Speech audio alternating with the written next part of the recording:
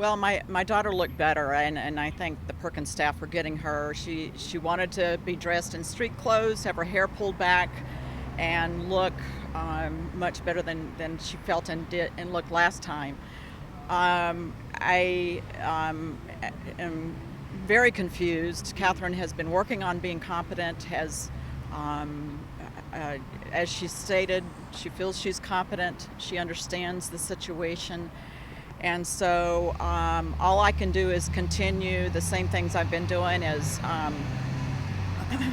make her know that I'm here for her through this whole process. I'm not giving up. We want to get to the truth. We want this to go forward in a timely fashion, and that I have no intention of losing the momentum of searching for Sarah and Jacob. And that's all I can continue to do. I still am confused on the understanding of competency, and she has been very cooperative with staff, and I think Perkins has really done a remarkable job in working with her. So just keep looking for Sarah and Jacob, and keep talking to her. You talk to her every day.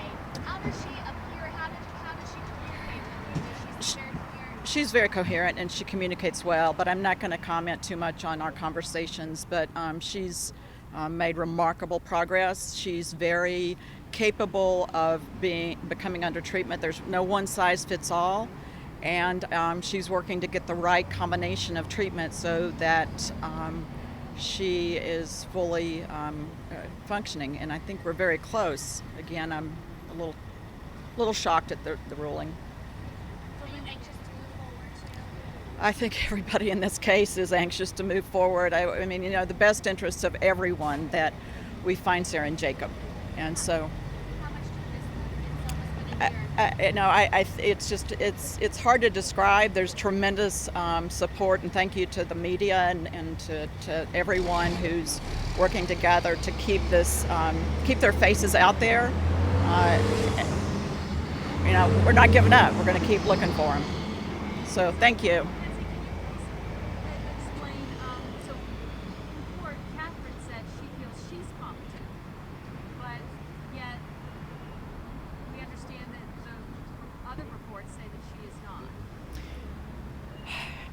It's hard for me to explain that, because I'm not sure of the legal pieces of this that determine competency. All I can say is that I want her to continue to make progress, and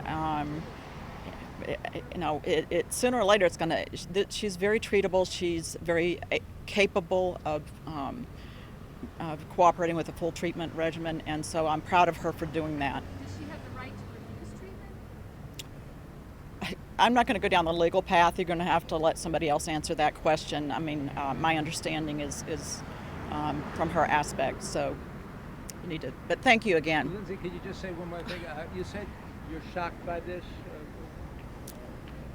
Well, I am. This is, to put off this for 60 more days when she's made remarkable progress. I obviously was very hopeful because she wants to be competent. She stated that in court. And my message to her is I only want the truth, and I'll be there for whatever you need me to be there for. And I'll support you through that. So that's where we are. Thank you.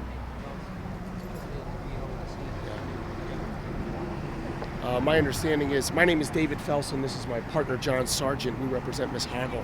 My understanding is you had a few questions for us. If not... I'm sorry, the bus was going by. It's hard to hear. So can you sort of explain why Catherine said in court today that she's competent? Why did she say that? I couldn't tell you. You would have to talk to the doctors. I think that her opinion as to her own condition really carries no weight. As has been made clear for the last year or so, she does suffer from paranoid delusions, schizophrenia.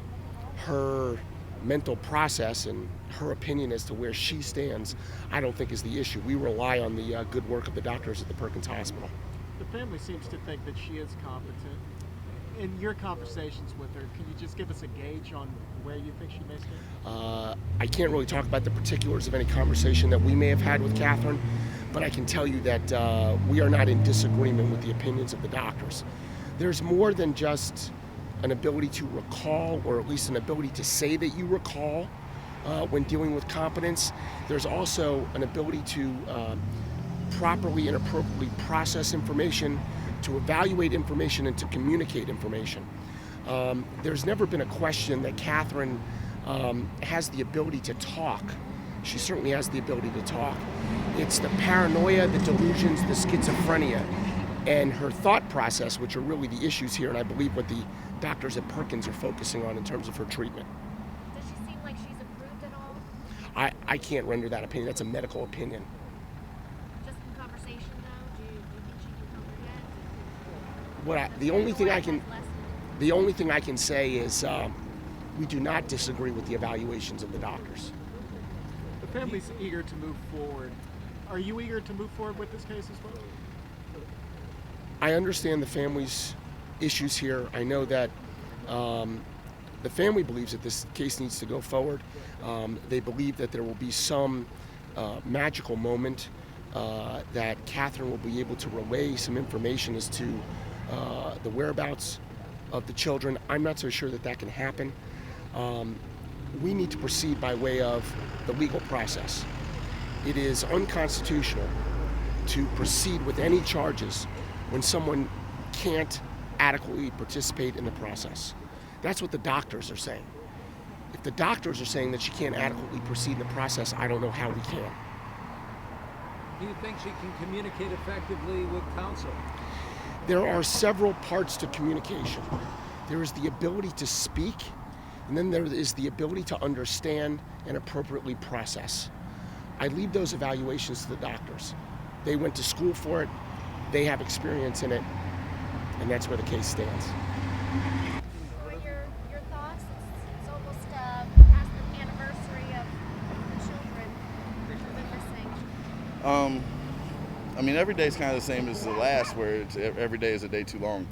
I mean, there's times where I sit here and I wish I was one of you guys, because my question I would have been asking them is simply, I mean, I'm talking to the DA's office. They would drop the neglect charges, which are 5 years apiece, if she were to bring the kids home today. If what she's saying and what I believe the whole time is true, that they're out there and she's done nothing terrible, then why wouldn't she just bring them home? Because the parental abduction charges are 60 days. That's time served. She would be out as soon as she was well. So my question to them would have simply been, why aren't you advising your client to do what's best for her if you believe her? What do you think of what she said today, that she feels competent to stand trial, and the report says otherwise?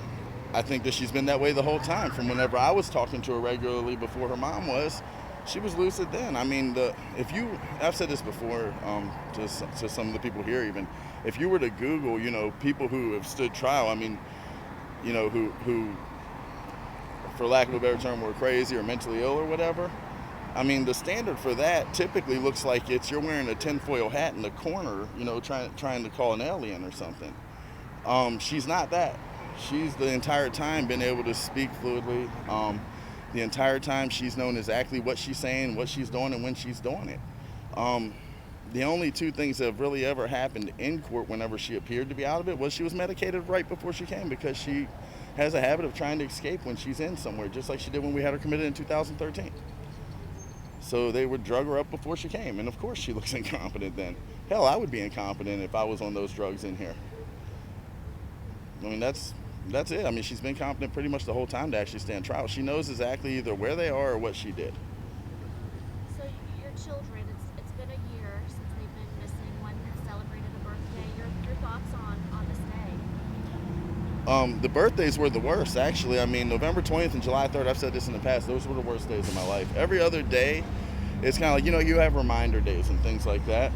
But, I mean, every night, whether my oldest son is with me or with his aunt here, I mean, he's praying for his brother and sister to come home. Every now and then, you got to hold him while he cries. I miss Sarah and Jacob. And, and the kid's incredible. I mean, hell, half the time I got to remind him that I'm daddy and I'll be strong for him. I swear, he's trying to be strong for me at times. And then, and then you got the rest of the family. You got the people who are doing searches. the people who are helping us with investigating. Everyone's emotionally vested. Like I've said before, it's amazing that I grew up in Montgomery County. I went to Seneca Valley High School, and all I wanted to do was get the heck out of here my whole life. And with something like this happening, there's no place I'd rather be. It's a year later, and I don't have to remind anybody around here of anything. People come up to me almost on a daily basis and cry on my shoulder, and I hold them while I console them over my children, So, it's, the support in the community, the support from the local media is amazing. It's still out there. A lot of stories that are possibly even more compelling, you die a lot quicker. So, I appreciate all of you guys even. But I'm sorry. No, I was just gonna say, in the end, the only things I'm worried about are things that get us closer to the truth of bringing my kids home, and her being found competent may do that. I don't care about a conviction. I made this, clear to the DA's office, and they've made it clear to me. If my kids are gonna come home, they're more concerned with that. So they would happily go ahead and do something to make that happen if she's saying that she can do that. I'm trying to figure out if that's the case, why her lawyers are arguing with her against it.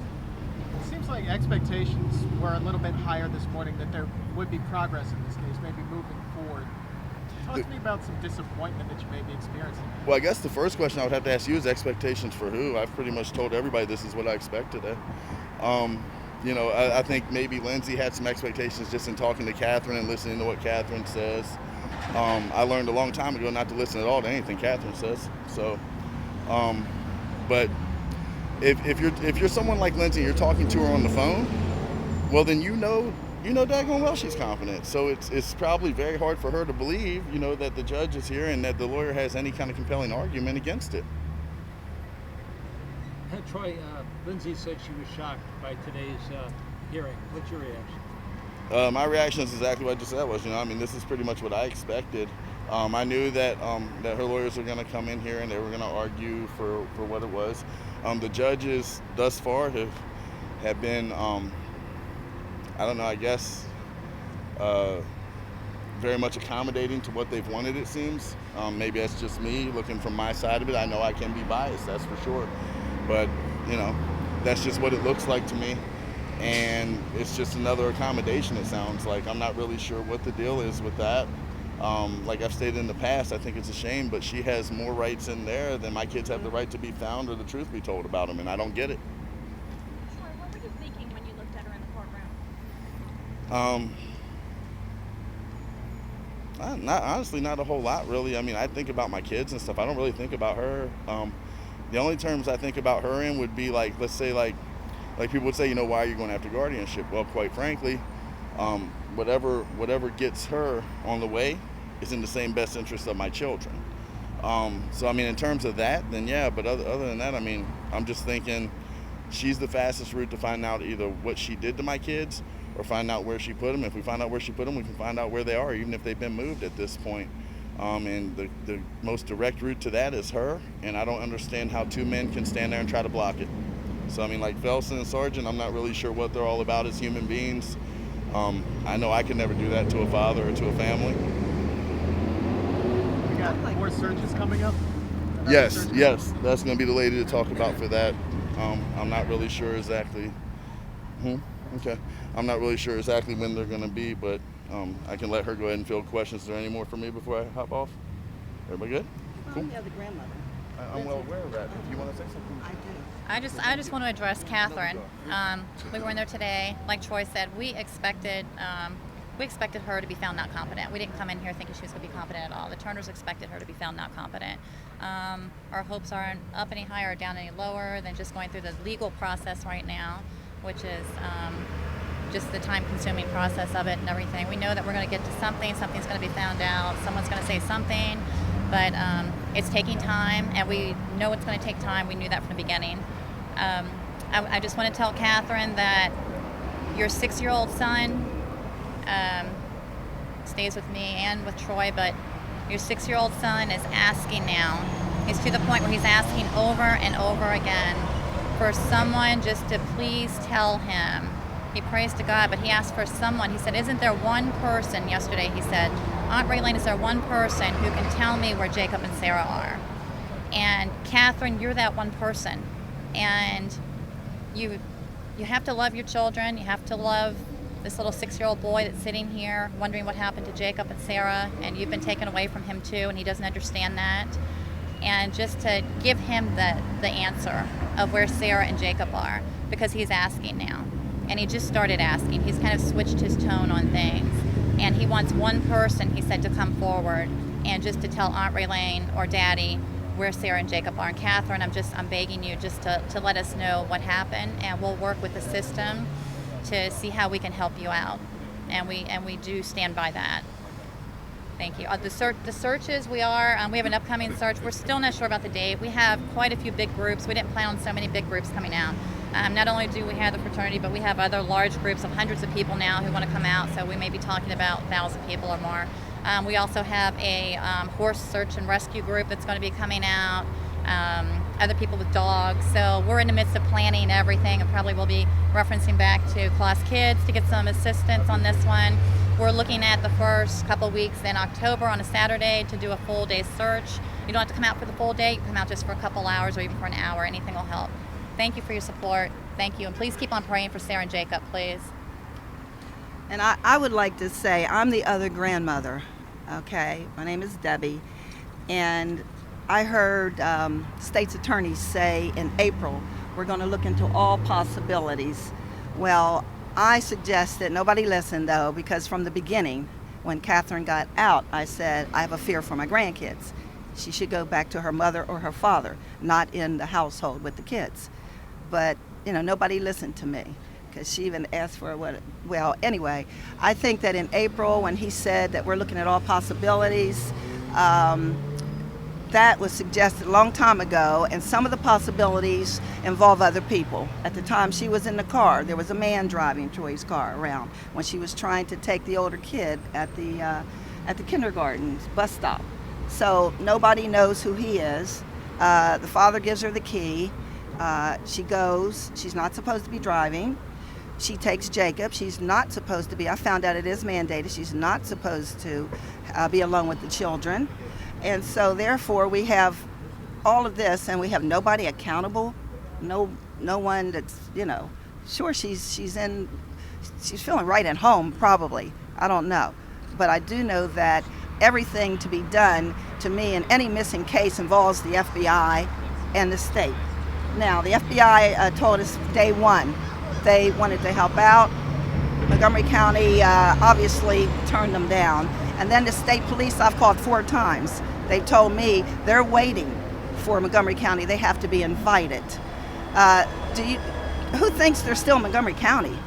They could be anywhere in this country and all. So they take a woman who was in Virginia and found the guy in Kansas or somewhere, Texas, whatever. I mean, this is what the FBI is for. I was told that they did the same investigation. I'll just say one more thing, because my mother started out on 3rd stage kidney disease, and now she's in dialysis over the stress and all. We all are tore up over this. But I just think that, what needs to be done is search. My daughter's heading that. No, I think we can search. We can continue looking, but I also think we can look at other areas where I'd been told that, the kids were at, Randy told me this, the kids were at a play date. And I asked him point blank, I said, well, why do you think Jacob would be at a play date? And his comment was, well, the mother's pregnant and she wanted to be around the baby. Well, I checked with the mother. Now, if that were the story, and he told the police, why didn't they go check? No one's talked to the mother about that. So there's a whole lot of things going on that I've talked to other jurisdictions. Me personally, I don't even know how to do it. I would move it to another jurisdiction, or I get the FBI involved where they can just start from the beginning. And that's what needs to be done. So, we need to find the kids. I believe they're alive, and we need to find them. And whatever it takes, it's a year, it's too long to think that they're still in Montgomery County. So why doesn't the FBI join in on this? Or another jurisdiction? Those are the 2 things that I'm searching for, why we can't do this. Those poor kids. As you see, there's a lot of different emotions with our family, and there's a lot of different speculations and everything as far as if the kids are deceased or if they're not. And there are a lot of things that the media does not know and the public does not know. So with how it's being played up with the paranoid schizophrenia and the mental illness, our side's not quite too happy with that because there was a lot going on before this happened, and all of that will come out later. Morning, everyone. Ramon Koryanov with the State's Attorney's Office. Not really much to say here except the next steps, and that's November 23rd. Will be another hearing as to Ms. Hoggle's competency, and she's been remanded back to Clifton T. Perkins Institution. Any questions? Thank you very much.